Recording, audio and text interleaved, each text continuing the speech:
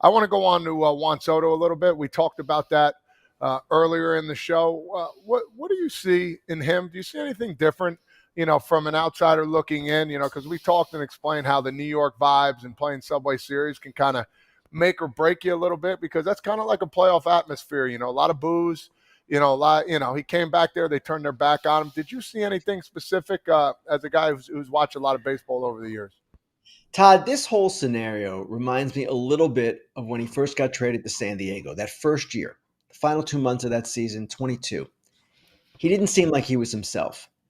And even the second year, when he had big numbers, typical Juan Soto kind of season, I don't know that he was entirely comfortable.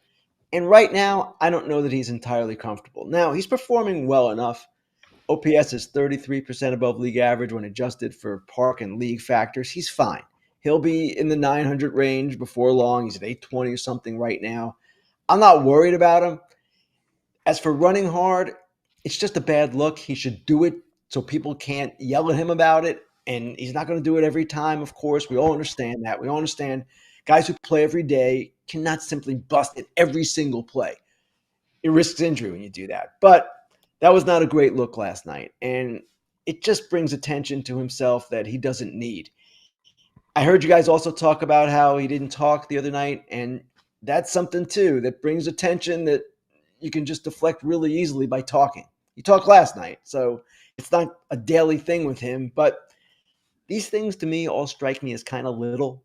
And they're getting blown up because he's Juan Soto. He's playing in New York, and he's got a $765 million contract that could go to $815. That is a situation, when you combine all those things, that leads to added scrutiny. And he has to be ready for that. And that's going to be part of his deal. It's always been part of his deal. He's been a superstar from the moment he joined the league. It just seems to me that he's not entirely comfortable yet. First year on his big contract with a new team, not the greatest shock in the world that he's not totally there yet. He's going to be there. I'm fully confident of that. Ken, you're the most professional writer that I know. Put us in that scrum after a game when a superstar player says, I'll be back. I'll be back to talk to you. And then he doesn't come back. Is there a sense, because you sit there and you go, I have a story that I want answers to, I'm going to write something. Do you have to then go as a writer and say, I'm writing the information that I know? You're not vengeful. You're not spiteful in what you're writing. But if he never says his part, doesn't that skew this story? You kind of alluded to it a little bit towards the other things that you heard and not from him. Eric, that's a really good question. And it's a good question because it speaks to our jobs. And I think a lot of times fans don't understand what we do necessarily. Yes, it always behooves a player, in my opinion, to give his version of whatever is taking place, good or bad, because that perspective, as you alluded to, enables us to frame a story and understand what happened on the field in a different way, and maybe in a way that gives you an explanation or an insight that you didn't know. Now, when a guy leaves and doesn't talk in that kind of circumstance, basically you write what you have and you say he declined comment. He had a chance to comment and he didn't.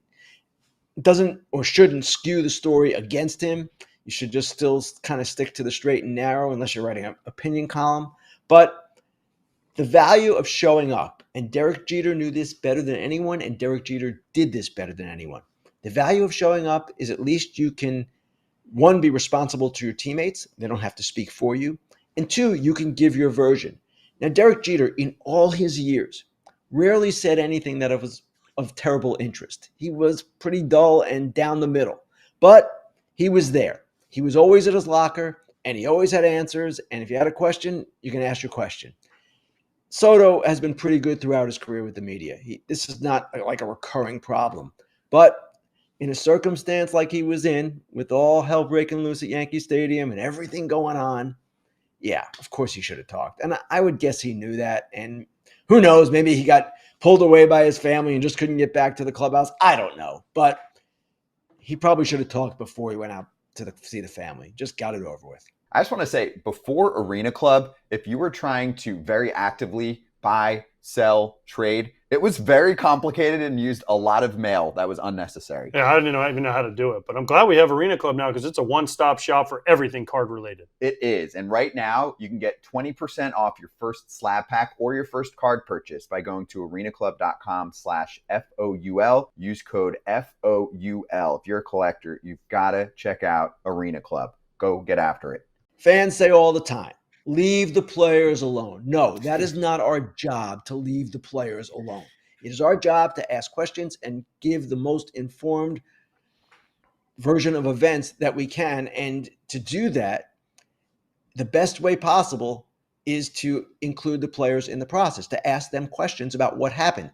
In Great Britain, when people cover soccer, if I'm not mistaken, there's no access. You don't ever talk to the players. So what can the writers do? They can just tee off. And that's not the way it should be. Having the checks and balances, when we have to show our faces to them and be accountable for what we write, that's the way this should work and does work. Also you get their side of the story, and from a coverage perspective, at least in this country, Ken, there's a lot of competition. People want to be able to connect to storylines. We talk about this all the time. I mean, I can't speak to the soccer situation much, but I mean, I know soccer rules for a lot of the world, and it's almost monopoly status in certain countries where no matter what they do, people are going to be obsessed, right? In our world, I know a lot of people that are, sports fans, maybe a little more casual, touch a little football, basketball, baseball, whatever. They want more. We talked about this at the top of our show, whether it's mic'd up or you've had to defend sometimes talking to a player in a dugout because people are like, oh, we don't want to hear that. And then, okay, can you imagine if there's no articles to read, there's no TV coverage, there's no this, right? It would be a little tough to know what's going on and to cover good storylines. I mean, there would always be articles that just want to sit there, watch the game, and not hear a peep from personalities. There would be articles written, but again, it enhances the entertainment value of the sport when, as you say, Scott, the players show their personalities, whatever those personalities might be. A guy who is dull, okay, it's interesting that he doesn't have much to say, whatever. But there's no question about that. And also, I will say this too. When you have a $765 million contract, when you have a $200 million contract, a $100 million contract, in my opinion, there's a responsibility that goes with that. And it goes with going beyond just showing up and playing. It's because it's an entertainment vehicle and you're getting paid that much because people care. So it's not to say players should sit at their lockers for 2 hours every night. They don't, by the way. But it is to say there's a certain responsibility that to me seems somewhat minimal, and most players are really good about it. Juan Soto in his career has been really good about it. Maybe the other night it just didn't work out for him, whatever the circumstances might have been.